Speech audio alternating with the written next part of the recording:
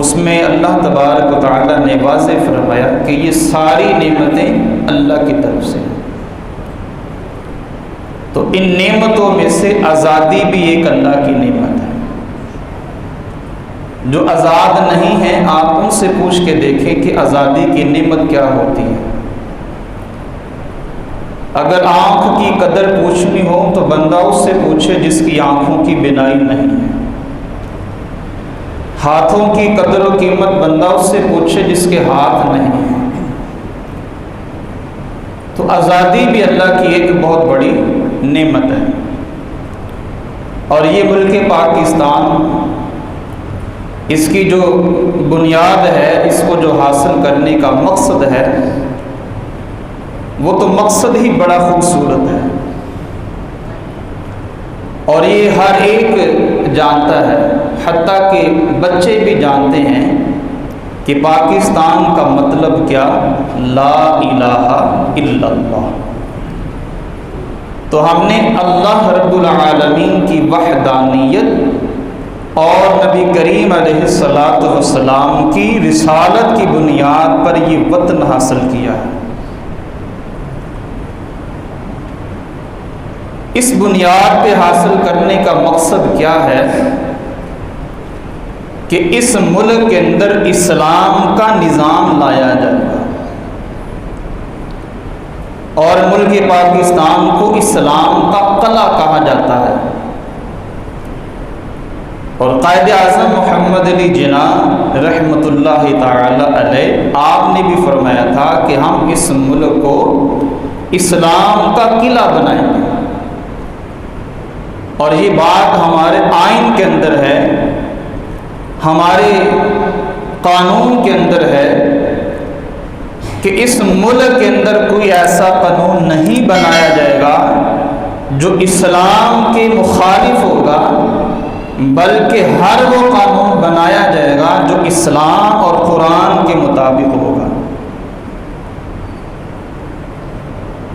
تو گویا کہ ہمارا جو مقصد ہے ملک پاکستان کا، وہ اسلام کا نظام نافذ کرنا ہے۔ حضرت سیدنا امام علی مقام امام حسین رضی اللہ تعالی عنہ، آپ نے محرم شریف کے اندر مدینہ بھی چھوڑا، مکہ بھی چھوڑا، اور آپ تشریف لے گئے کربلا کی سرزمین پر۔ آپ کے جانے کا مقصد کیا تھا؟ کوئی تخت تھا، کوئی بادشاہت تھی، کوئی اقتدار تھا، کوئی حکمرانی آپ کا مقصد تھا؟ یہ چیزیں تو ویسے ہی آپ کے قدموں کی دھول ہے۔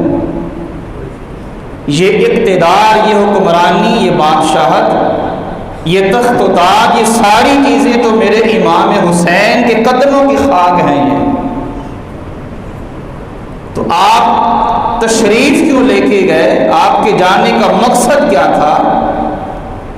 اگر میں سادہ لفظوں میں آپ کو سمجھانے میں کامیاب ہو جاؤں، یا سادہ لفظوں میں آپ کو بتانا چاہوں، تو میں اپنے الفاظ میں امام حسین رضی اللہ تعالی عنہ کے کربلا میں جانے کا مقصد یہ بیان کروں گا کہ ان کا مقصد بھی یہ تھا، لا الہ الا اللہ۔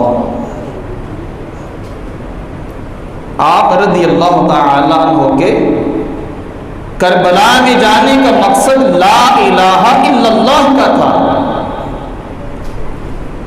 کہ وہاں پر اسلام اٹھ رہا تھا، اسلامی نظام آہستہ آہستہ ختم ہو رہا تھا،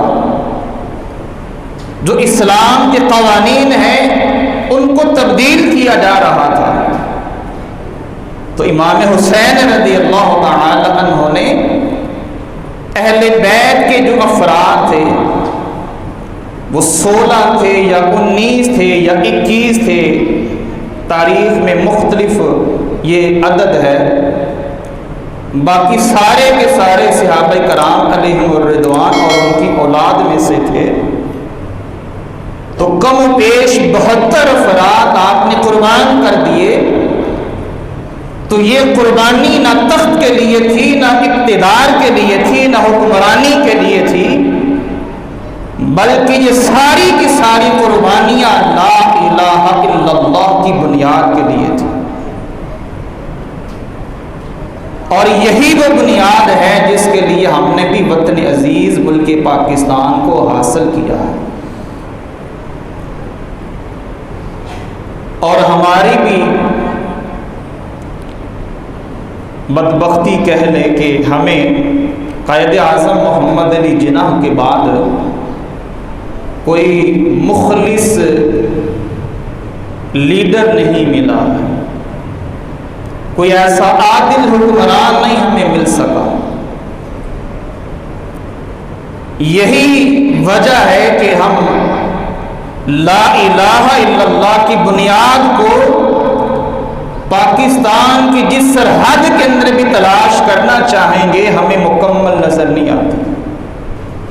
اسلام کا نفاذ ہمیں دکھائی نہیں دیتا ہے، نظر نہیں آتا ہے. وہ کیوں نظر نہیں آتا ہے؟ اس لیے کہ ہمیں کوئی مخلص قیادت نہیں مل رہی. جو بھی آتا ہے اپنا مقصد ہی پورا کر لیتا ہے، اپنی تجوری ہی بھر لیتا ہے. جو بھی آتا ہے اپنے مفاد ہی پورے کر لیتا ہے. لیکن جس بنیاد پہ یہ حاصل کیا گیا تھا وہ بنیاد 75 سالوں سے جہاں تھی وہیں کی وہیں پہ ہے. اور یہ دنیا کا قانون ہے، یہ فطرت ہے کہ جو چیز جس مقصد کے لیے بنائی جاتی ہے جب وہ اپنا مقصد پورا نہ کر سکے تو پھر ہر کوئی اس کو بیکار ہی سمجھتا ہے.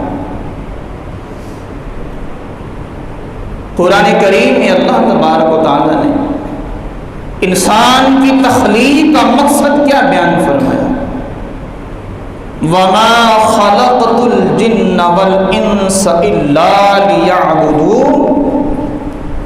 خالق کائنات نے فرمایا کہ ہم نے جنات کو بھی انسانوں کو بھی اپنی عبادت اور بندگی کے لیے پیدا کیا. ہم نے اپنی عبادت اور بندگی کے لیے پیدا کیا. جنات بھی پابند ہیں عبادت اور بندگی کے، انسان بھی پابند ہے عبادت اور بندگی کا، کیونکہ یہ اس کا مقصد ہے تخلیق کرنے کا. اور جب یہ انسان اپنی تخلیق کا مقصد پورا کرتا ہے، جس مقصد کے لیے بنایا گیا ہے اس کو، جب تک یہ اس کا مقصد پورا کرتا رہتا ہے اور پورا کرتے ہوئے دنیا سے چلا جاتا ہے، جب قبر میں اس کو رکھا جاتا ہے منکر نکیر سوال کے لیے آتے ہیں اور اس سے پوچھتے ہیں اس کا مقصد، جب یہ بتا دیتا ہے تو فرشتے کیا کہتے ہیں؟ نوم کا نومت العروس، اے قبر میں آنے والے اب یہاں ایسے سو جا جیسے دنیا میں دلہن سویا کرتی ہے. اس لیے کہ اس نے اپنی تخلیق کا مقصد پورا کر دیا. اللہ نے اس کو عبادت کے لیے پیدا کیا تھا، بندگی کے لیے پیدا کیا تھا. وہ عبادت کرتا رہا، اللہ کی بندگی کرتا رہا. وہ جہاں کوتاہی ہوئی معافی مانگتا رہا، اللہ سے توبہ کرتا رہا. اور اسی حال میں جب وہ دنیا سے جاتا ہے، قبر میں سوال و جواب کے بعد فرشتے اس کا احترام کرتے ہوئے کہتے ہیں اب تجھے گھبرانے کی ضرورت نہیں ہے، اب تو ایسے سو جا جیسے دلہن سویا کرتی ہے. اللہ نے تیرے لیے جنت کو حلال کر دیا. لیکن جب وہ مقصد پورا نہیں کرتا، وہ عبادت نہیں کرتا، وہ اللہ کی بندگی نہیں کرتا ہے، تو پھر کیا ہوتا ہے؟ اس کو جہنم میں ڈال دیا جاتا ہے. اور قرآن کریم کے اندر اللہ تبارک و تعالی نے یہ گفتگو بھی بیان کر دی، جنتیوں کی بھی جہنمیوں کی بھی. اہل جنت سوال کریں گے جہنمیوں سے کہ بتاؤ تمہیں جہنم میں کون سی چیز لے کے آئی ہے؟ اب وہ پتہ ہے کیا کہیں گے؟ قالوا لم نک من المصلین، جہنم میں ہم اس وجہ سے آ گئے کہ دنیا کے اندر ہم نماز پڑھنے والوں میں سے نہیں تھے، ہم نماز پڑھنے والوں میں سے نہیں تھے، اور یہی چیز آج ہم کو جہنم میں لے آئی ہے، کیونکہ انہوں نے مقصد سے انحراف کیا ہے، مقصد سے منہ موڑا ہے۔ بچے کو ہم اسکول کس لیے بھیجتے ہیں؟ کہ وہ جا کے پڑھے گا، وہاں پہ وہ تعلیم حاصل کرے گا، اور اسکول والے بھی اساتذہ کا باقی چیزوں کا اہتمام کیوں کرتے ہیں کہ یہ پڑھنے آیا ہے ہم اس کو پڑھائیں گے، لیکن اگر وہ بچہ گھر سے تو اسکول جائے لیکن اسکول وہاں پہنچے ہی نہ، تو کیا ہوگا کہ وہ فیل ہو جائے گا، کیونکہ جس مقصد کے لیے بھیجا گیا تھا وہ پورا نہیں کیا اس نے۔ تو جنات کی تخلیق کا مقصد بھی کیا ہے؟ عبادت اور بندگی۔ انسان کو پیدا کرنے کا مقصد کیا ہے؟ عبادت اور بندگی۔ جب وہ کرتا ہے اللہ جنت میں داخل کر دیتا ہے، جب وہ منہ موڑ لیتا ہے تو پھر جہنم میں ڈالا جاتا ہے، اور جہنمی خود یہ کہتے ہیں قالوا لم نک من المصلین، ہم جہنم میں اس لیے آ گئے کہ ہم نماز پڑھنے والوں میں سے نہیں تھے۔ تو پاکستان کا مقصد کیا ہے؟ لا الہ الا اللہ۔ جب اس کا مقصد پورا نہیں کیا جائے گا تو پھر ہر کوئی اس پر مسلط ہوگا۔ انڈیا بھی پھر ہمیں دھمکیاں لگاتا ہے، آئے روز یہ خبریں آتی رہتی ہیں کہ فلاں بارڈر پر انہوں نے بلا اشتہار فائرنگ کر دی، اتنے ہمارے نوجوان شہید کر دیے، اور ہمارا کیا جواب آتا ہے؟ ہم مذمت کرتے ہیں۔ کیا یہ مقصد ہے ملک پاکستان کا کہ ہم مذمت کریں؟ کشمیر پہ قبضہ کر لیا جائے، کرفیو لگا دیا جائے، وہاں پہ خواتین کی عزتیں پامال کر دی جائے، ان کی عزتوں کے ساتھ کھیلا جائے، ان کی عزتوں کو تار تار کر دیا جائے، ہم کیا کہتے ہیں کہ ہم مذمت کرتے ہیں۔ پاکستان مذمت کرنے کے لیے بنایا تھا۔ اسرائیل جب چاہتا ہے فلسطین پہ بمباری کر دیتا ہے، ہزاروں کی تعداد میں شہید کر دیے جاتے ہیں، اور امت مسلمہ کیا کہتی ہے؟ ہم مذمت کرتے ہیں، ہم مذمت کرتے ہیں۔ اور 75 سالوں سے ملک پاکستان کا بھی یہی جملہ ہے کہ ہم مذمت کرتے ہیں، حالانکہ ملک پاکستان مذمت کرنے کے لیے حاصل نہیں ہوا تھا، ملک پاکستان کو حاصل کرنے کا مقصد لا الہ الا اللہ کا نفاذ تھا، ہم نے تو اس لیے حاصل کیا تھا۔ اور جو حکمران ہوتا ہے جب اس سے حکمرانی دی جاتی ہے، جب اسے تخت دیا جاتا ہے، جب اس کو تاج پہنایا جاتا ہے، تو فرمائے کہ سب سے پہلا مقصد اس کا یہ ہوتا ہے کہ اسلام کا نفاذ کیا جائے، اور اس بات کو یقینی بنایا جائے کہ رہنے والوں کو اسلام پر عمل کرنے میں کوئی دشواری نہیں ہوگی۔ یہ حاکم وقت کا پہلا مقصد ہے کہ اسلام پہ عمل کرنا یقینی بنایا جائے، اس بات کو یقینی بنایا جائے کہ لوگ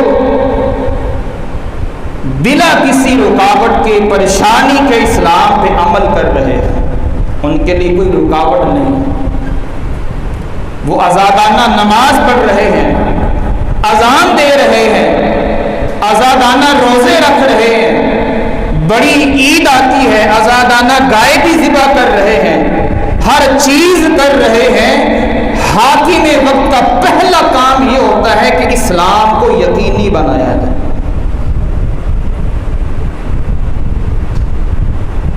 ہمارے ہاں یہ سننے میں آتا ہے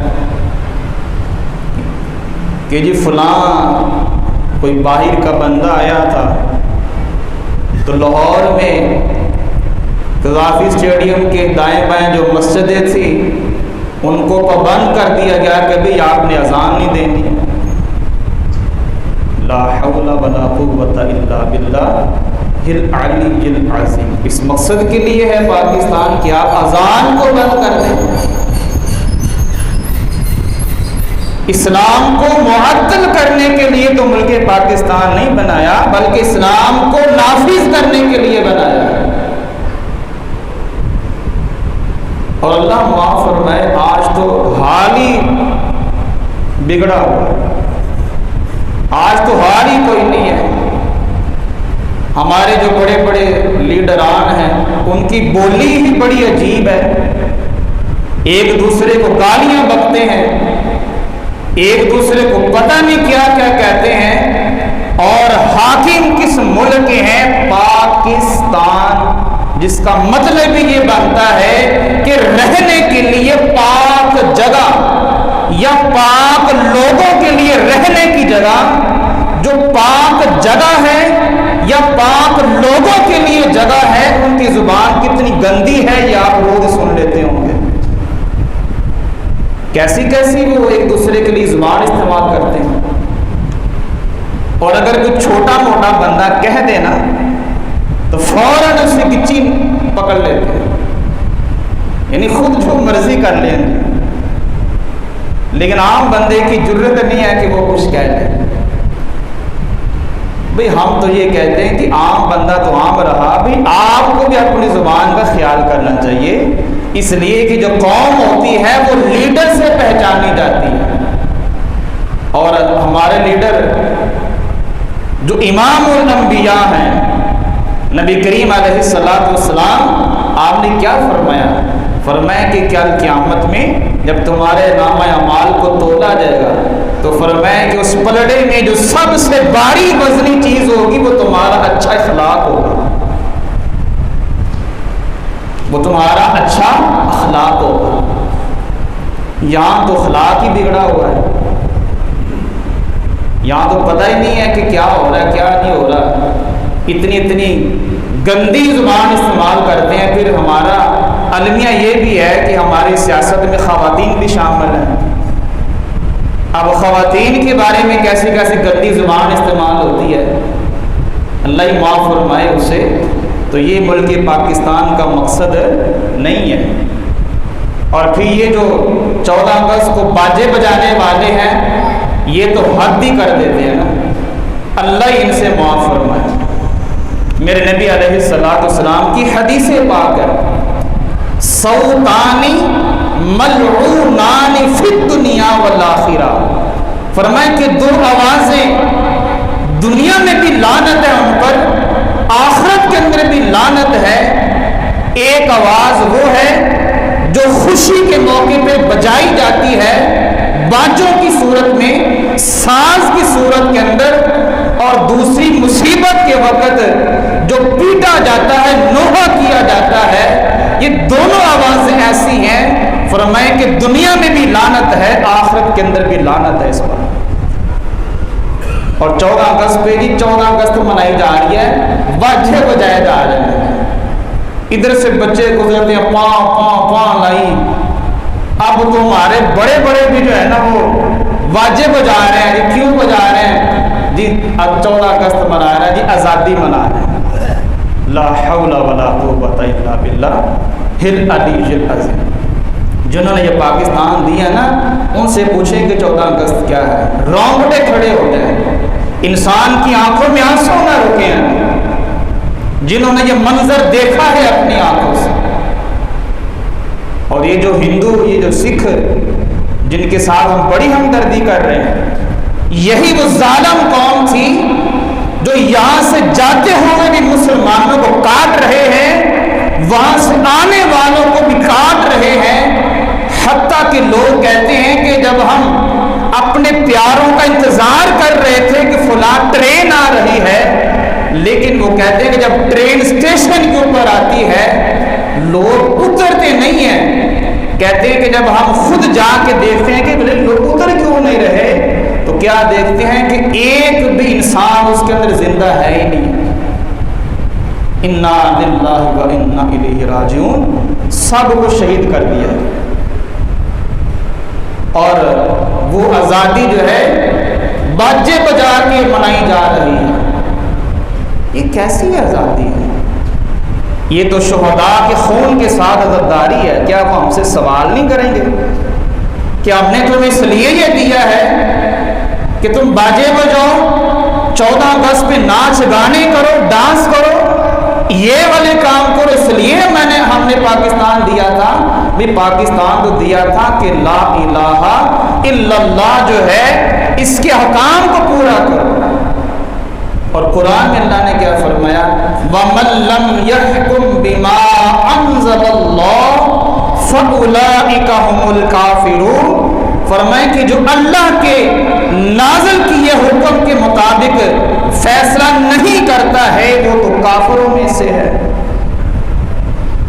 اور ایک آیت میں فرمایا وَمَن لَّمْ يَحْكُم بِمَا أَنزَلَ اللَّهُ فَأُولَٰئِكَ هُمُ الظَّالِمُونَ، وہ تو ظالموں میں سے ہے۔ تو یہ تو کوئی آزادی نہ ہو، آزادی منانی ہے تو ان شہداء کا تذکرہ کرو، ان کی قربانیوں کو بتاؤ، ان کی قربانیوں کو لوگوں کو بتاؤ، بچوں کو بتاؤ کہ ہمارے بڑوں نے یہ قربانیاں دی۔ جب ہم بچوں کو بتائیں گے نہیں پھر تو وہ باجے بجائیں گے۔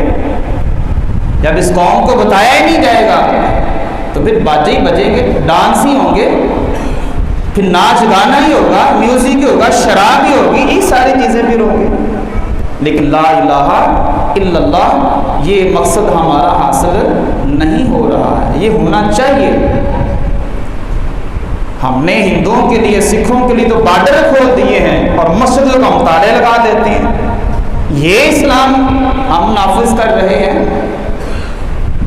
ان کو تو پورے مندر بنا دیے کروڑوں روپیہ لگا کے، لیکن کورونا کے دنوں کے اندر مسجدوں میں پانی کا بھی ایک سینیٹائزر ہم نے تک نہیں دیا ہے۔ یہ مقصد تھا پاکستان حاصل کرنے کا۔ اللہ اکبر! تو ملک پاکستان اللہ کی نعمت ہے، اور قرآن کے اندر اللہ نے کیا فرمایا؟ وَمَا بِكُم مِّن نِّعْمَةٍ فَمِنَ اللَّهِ، اے لوگوں تمہارے پاس جو بھی نعمت ہے وہ تمہارے اللہ کی طرف سے، یہ اللہ کی نعمت ہے بھائی، اسی قدر کرو، اللہ ہمیں اسی قدر عطا فرمائے۔